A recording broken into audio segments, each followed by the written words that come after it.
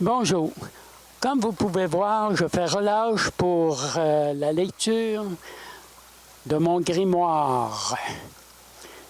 J'ai préparé 2 petits écrits pour agrémenter cette vidéo que je voulais vous faire pour vous souhaiter de très belles vacances. Et pour ceux qui sont de retour de vacances, bien j'espère qu'ils ont passé eux aussi de très belles vacances, et ceux qui vont partir prochainement en vacances, en espérant que vous allez avoir un temps magnifique comme j'ai aujourd'hui pour faire cette vidéo. Un ciel immaculé. Donc, je vais quand même vous faire la lecture de 2 textes que j'ai écrits. Un sur l'incendie de la cathédrale de Notre-Dame de Paris et le deuxième texte montrant un autre point de vue sur le déploiement de la technologie de la 5G. Donc, je vais commencer par l'incendie de la cathédrale de Notre-Dame de Paris. Plusieurs personnes de mon entourage ont demandé mon point de vue sur l'incendie de la cathédrale de Notre-Dame de Paris. Avec le recul de quelques mois, je vais faire le survol de cet incendie sur 3 niveaux différents. Au niveau du monde visible de la matrice artificielle, au niveau du monde invisible de l'astral et au niveau du monde occulte des archontes. Il ne faut pas oublier que le monde occulte des archontes se manifeste dans le monde invisible de l'astral et que le monde invisible de l'astral, tant qu'à lui, se manifeste dans le monde visible de la matrice artificielle, donc dans notre monde. Comme je disais, on peut voir l'incendie de Notre-Dame de Paris sous 3 angles bien différents. Au niveau du visible de la matrice artificielle, c'est comme les médias conventionnels le disent. C'est un malheureux accident causé par une négligence d'un employé sur place. On avance même l'idée que ça pourrait être un mégot de cigarette qui aurait mis le feu. Ces personnes croient que le bois de la cathédrale a pris feu instantanément et que les flammes se sont propagées dans toute la cathédrale. Excusez, le vent n'est pas de mon côté. Donc, je disais que ces personnes croient que le bois de la cathédrale a pris feu instantanément et que les flammes se sont propagées dans toute la cathédrale presque immédiatement. On ne se pose pas de questions. C'est ça qu'on a dit aux nouvelles et la télévision. Et naturellement, ça doit être obligatoirement vrai. Au niveau de l'invisible de l'astral, on se pose plusieurs questions. Un bois aussi vieux ne peut pas prendre si facilement sans un accélérant. Déjà, on écarte la thèse de l'accident et on opte plutôt pour un incendie criminel. À qui profite le crime? C'est-à-dire à qui profite cet incendie? Notre regard se dirige naturellement vers les maîtres du monde. Car plusieurs symboles sont visibles sur le toit de la cathédrale qui nous montrent vraiment leur appartenance au monde invisible. On avait besoin d'un prétexte pour détourner l'opinion publique sur les Gilets jaunes qui étaient à son apogée durant cette période. En même temps, on permettait aux entités d'avoir une nouvelle source de nourriture pour alimenter le louche. Pour ceux qui ignorent ce qu'est le louche, c'est un terme anglais qui signifie un ensemble d'émotions humaines de diverses catégories constituant une banque d'énergie servant de nourriture aux entités. On nomme cette banque d'énergie le louche.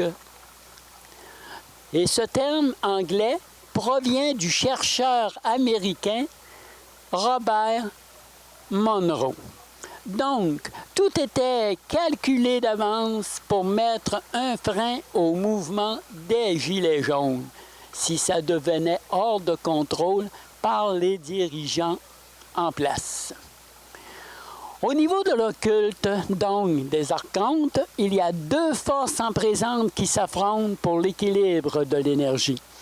Il fallait donner un grand coup dans une des tanières même des archontes pour couper l'alimentation de la cathédrale leur permettrait de recevoir,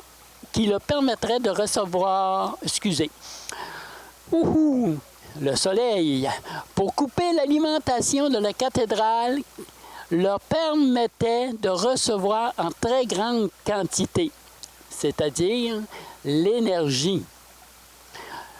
Ne pas oublier que la cathédrale accueillait annuellement près de 14 millions de touristes et de fidèles en provenance d'un peu partout à travers le monde. De ce fait, la cathédrale constituait un approvisionnement en nourriture de très bonne qualité pour alimenter le louche. Donc, une attaque en règle a été menée pour détruire cette tanière d'entités sataniques basée dans les sous-sols de la cathédrale de Notre-Dame de Paris. Ces entités étaient alimentées par l'entremise de la flèche qui faisait office de capteur d'énergie pour acheminer cette nourriture aux archontes qui étaient bien à l'abri des regards indiscrets dans les sous-sols de la cathédrale Notre-Dame de Paris. De cette manière, la flèche, en tombant, emporta avec elle une partie de sa fondation permettant de voir le symbole du cube, emblème des maîtres du monde, qui était dissimulé jusqu'alors par la franc-maçonnerie. Ces forces ont même laissé leur signature. Elles ont décapité des statues qui étaient à l'effigie des bâtisseurs des cathédrales, donc des francs-maçons, principaux serviteurs des maîtres du monde, à la solde des archontes dans notre monde visible. Comme vous pouvez voir, il y a plusieurs façons de voir l'incendie de la cathédrale Notre-Dame de Paris. Quelle est la bonne façon de voir cet incendie? C'est à vous d'en juger.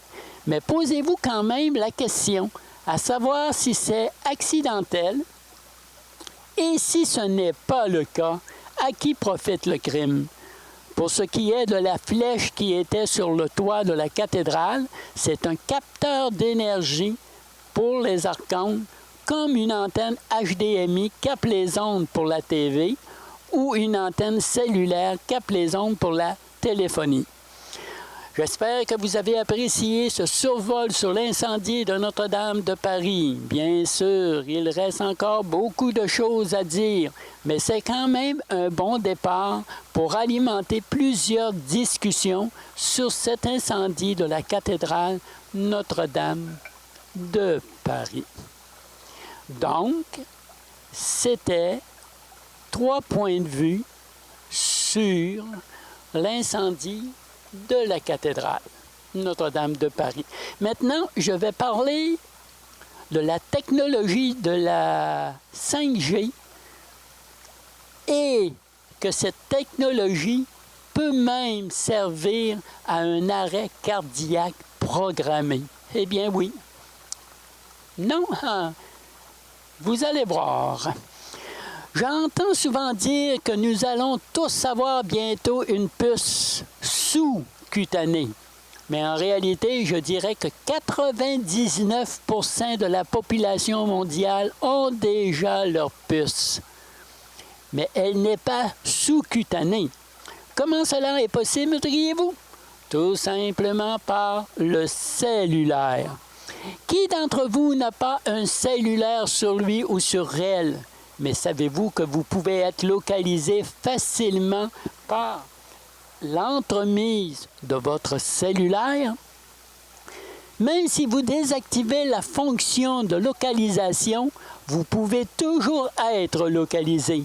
Cette fonction de délocalisation fonctionne pour ne pas que votre petit ou petite ami ou votre femme ou votre mari sache où que vous êtes, mais la fonction de désactivation, ça ne fonctionne pas pour les dirigeants de ce monde. Même si vous fermez votre cellulaire ou vous enlevez sa batterie, vous êtes toujours localisable. Car dans la carte mémoire de votre cellulaire, vous savez que le cellulaire, c'est comme un petit ordinateur portatif. Donc, je disais, dans la carte mémoire de votre cellulaire, il y a une petite batterie à charge illimitée qui tient les fonctions de base actives. Et cela inclut la fonction de la localisation, évidemment. Parlons un peu de biologie qui peut se rapporter au cellulaire. Le battement du cœur est en cohérence avec tous les organes du corps et est en phase avec le cerveau, émettant un signal électromagnétique en permanence. De cette manière, tout votre corps est enveloppé d'un champ électromagnétique qu'on appelle en ésotérisme l'aura. Imaginons le scénario suivant, un petit scénario au domaine des films presque fantastiques et qui peut être vraiment activé aujourd'hui. Les services secrets d'un pays quelconque veulent faire disparaître une personne sans que cela puisse ressembler à un meurtre. En premier lieu, le cellulaire servira de localisateur. Comme je disais avant, qui n'a pas un cellulaire sur lui ou sur elle? Après la localisation obtenue, un signal émettant une fréquence semblable à la fréquence du cerveau est envoyé au cellulaire. Vous savez que maintenant, on connaît presque tout du cerveau et surtout de ses fréquences Hertz. Donc, une fréquence est envoyée au cellulaire pour que ce dernier se mette en phase avec le cerveau, donc en cohérence avec le cœur. N'oubliez pas que les cellulaires se servent des ondes électromagnétiques pour transmettre un signal et nous avons un champ électromagnétique produit par le cœur et le cerveau qui enveloppe le corps humain. Et le cellulaire se trouve justement à l'intérieur de ce champ électromagnétique entourant notre corps. Donc, le signal du cellulaire se met en phase avec le battement du cœur par l'entremise du cerveau et en cohérence avec l'ensemble du corps, donc avec tous les organes. C'est facile de comprendre que cette technologie peut créer également des cancers. Donc, petit à petit, le signal du cellulaire modifie sa fréquence et change légèrement la cohérence du corps et le cœur, petit à petit, se met en phase avec ce signal reçu du cellulaire par l'entremise du cerveau. Graduellement, le signal se modifie et le cœur se déconnecte petit à petit du cerveau pour suivre uniquement le signal du cellulaire avec lequel le cœur est maintenant en phase. Et tout ça se passe sans que la personne ne s'en rende compte, car le cœur est toujours en phase avec le signal émis par le cellulaire. Donc, c'est comme si le cœur était toujours en cohérence avec le corps et tant qu'au cerveau, lui, il prend le signal du cellulaire comme s'il était émis par lui-même. Donc, le cœur se met en phase avec le cerveau, mais en réalité, le cœur est en phase avec le signal du cellulaire que lui-même, le cœur, est au niveau de la cohérence de tous les organes du corps. Que se passe-t-il d'après vous lorsque le cœur est à 100% en phase avec le signal du cellulaire et que ce signal est brutalement coupé? Le cœur n'étant plus en phase avec le signal du cerveau, mais avec le signal du cellulaire, et que ce dernier est subitement arrêté, le cœur, ne trouvant plus de cohérence avec l'ensemble du corps, arrête tout simplement de battre. C'est une crise cardiaque qui semble tout à fait naturelle. Et tout ça se passe à l'insu de la personne visée et dans un laps de temps assez court. C'est de la science-fiction, vous me dites? Eh bien, malheureusement non. Cette technologie existe déjà aujourd'hui. Le seul petit problème actuellement qui se pose, c'est de cibler la bonne personne possédant le cellulaire, sans affecter les autres personnes qui seraient dans le champ électromagnétique, ou si vous aimez mieux dans l'aura, de la personne visée. Si plusieurs personnes mourraient d'une crise cardiaque en même temps, cela éveillerait probablement des soupçons. Donc, cela prendrait une signature électromagnétique unique, attribuée à chaque personne sur la planète. Et cela se met en place avec l'événement de la nouvelle technologie, donc de la 5G. Et oui, une autre application disponible pour ceux qui souhaitent le contrôle de l'humanité et avoir le droit de vie ou de mort sur chaque personne dans notre zone de création planétaire. C'est aussi un bon moyen de réduire la population mondiale, comme les dirigeants de ce monde le souhaitent, en émettant un signal de masse produisant l'illusion d'un virus qui se propage sous la forme d'une épidémie. Ben oui, le cellulaire étant à l'intérieur de notre champ électromagnétique, et lorsqu'il émet un signal qui ferait un désordre au niveau des organes, parce que le cœur étant en phase avec les organes, bien cela pourrait produire différents cancers. Sans compter naturellement du rayonnement électromagnétique très néfaste pour la santé humaine, que produira la multitude d'antennes dont cette technologie a besoin. Eh bien oui, parce que la technologie 5G demande énormément plus d'antennes que la technologie 4G, pour la bonne et simple raison que ces antennes doivent être vraiment à des distances vraiment minimes. Vous trouvez toujours que la 5G est seulement pour notre bien-être et pour notre confort, qui est mis généreusement à notre disposition par nos dirigeants? Comment vous débarrasser de la 5G? Si vous trouvez que cette technologie est dangereuse, eh bien, c'est simple. N'achetez rien qui contient de la technologie se rapportant à la 5G. Et surtout pas un cellulaire possédant cette technologie. Maintenant, vous savez quoi faire pour ne pas être complice d'une technologie anti-homme? Gardez vos vieux cellulaires qui font très bien l'affaire présentement. Bien oui, vos anciens cellulaires, vos cellulaires 4G que vous avez présentement, vous pouvez communiquer verbalement, vous pouvez envoyer des textes, vous pouvez aller sur Internet, vous pouvez envoyer des photos, vous pouvez faire de la vidéo et partager vos vidéos. Alors, à quoi servirait avoir une 5G si vous pouvez avoir toutes ces possibilités-là maintenant? Eh bien, c'est pour les maîtres du monde pour mieux vous contrôler.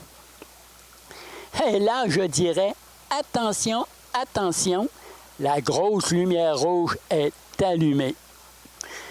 Eh bien, voilà. C'est tout pour cette vidéo du mois d'août.